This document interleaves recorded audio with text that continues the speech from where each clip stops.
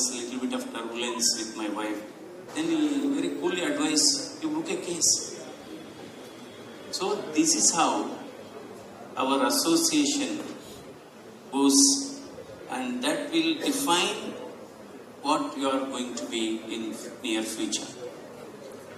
So definitely we have to adopt artificial intelligence, there is no doubt. We have to adopt machine learning. This Wakils.AI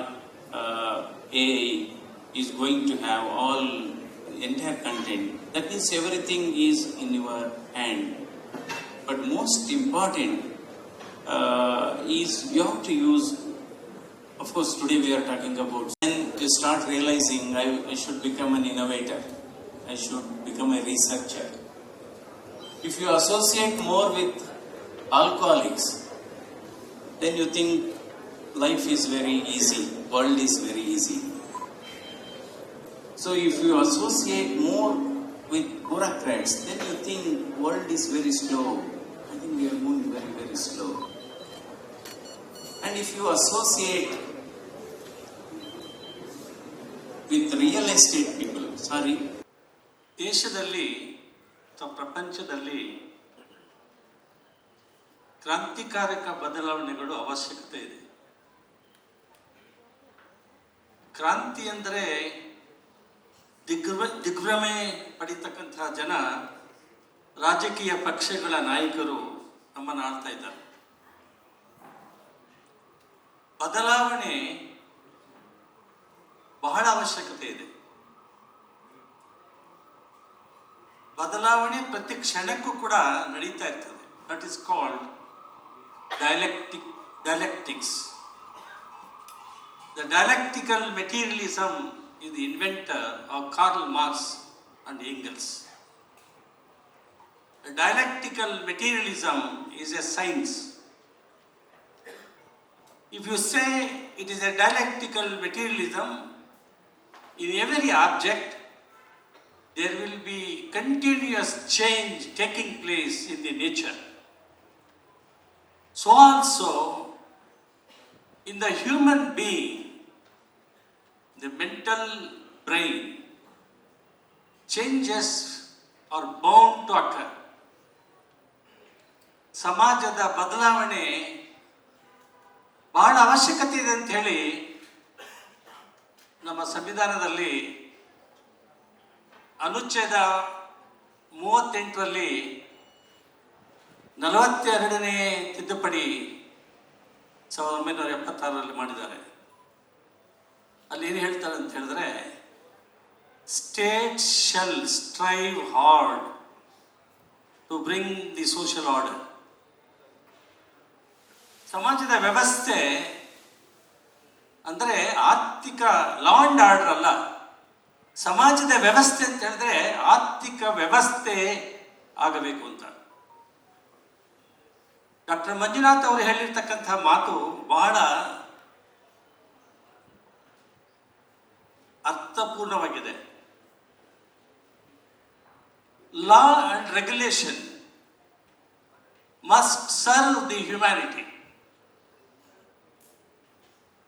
If the law is enacted by our governors, the parliamentarians and the legislators, forgetting the human values, the existence societal order, the law will not be respected by anybody. ನಿಷ್ಕಾಲ ಬಳಕೆಯನ್ನು ನ್ಯಾಯಾಂಗ ಕ್ಷೇತ್ರದಲ್ಲಿ ನಮ್ಮೆಲ್ಲ ವಕೀಲರುಗಳು ಹೇಗೆ ಬಳಸಬಹುದು, ಜನರ ನ್ಯಾಯಿಕ ವಿಷಯಗಳಲ್ಲಿ ಒಳ್ಳೆಯ ಫಲಿತಾಂಶವನ್ನು ಪಡ್ಕೊಳ್ಳಿಕ್ಕೆ ಏನೆಲ್ಲ ಹೊಸ ವಿಧಾನಗಳನ್ನ ಅನುಸರಿಸಬಹುದು, ಇದರ ಸಾಧ್ಯತೆಗಳನ್ನ ಗುರುತಿಸಿಕೊಂಡು ಒಂದು ಹೊಸ ವಿಧಾನವನ್ನು ಯುವ ವಕೀಲ ಮಿತ್ರರಿಗೆ ದಾರಿ ತೋರಿಸುವ ಹಾಗೆ ಇವತ್ತು Wakils.ai ಒಂದು ವಿಶೇಷ ಸಾಫ್ಟ್ವೇರನ್ನು, ತಂತ್ರಾಂಶವನ್ನು ನಮ್ಮ ಕನ್ನಡ ನಾಡಿನಲ್ಲಿ ಮೊಟ್ಟ ಮೊದಲ ಬಾರಿಗೆ ಲೋಕಾರ್ಪಣೆ ಮಾಡುವಂಥ ಈ ಒಂದು ವಿಶೇಷ ಕಾರ್ಯಕ್ರಮದಲ್ಲಿ ಅನುಭವಗಳನ್ನ ಹೇಳ್ತಾ ಈ ಒಂದು ಆರ್ಟಿಫಿಷಿಯಲ್ ಇಂಟೆಲಿಜೆನ್ಸ್ ಎಲ್ಲ ಕ್ಷೇತ್ರಗಳಲ್ಲಿ ದಾಪುಗಾಲಿಡ್ತಾ ಇದೆ. ಜಸ್ಟಿಸ್ ಗೋಪಾಲ್ ಗೌಡ್ರು ಮತ್ತು ವಿವೇಕ್ ಸುಬ್ಬಾರೆಡ್ಡಿ ಅವರು ವಿಶೇಷವಾಗಿ ನ್ಯಾಯಾಂಗ ಕ್ಷೇತ್ರದಲ್ಲಿ ಅನುಭವಿಗಳಾಗಿದ್ದ ಕೆಲವು ವಿಷಯಗಳನ್ನ ನಮ್ಮ ಮುಂದೆ ಇಟ್ಟರು. ಕೆಲವು ಆಲೋಚನೆ ಮಾಡಬೇಕಾದಂಥ ವಿಷಯಗಳು, ಆತ್ಮಾವಲೋಕನ ಮಾಡಬೇಕಾದಂಥ ವಿಷಯಗಳು.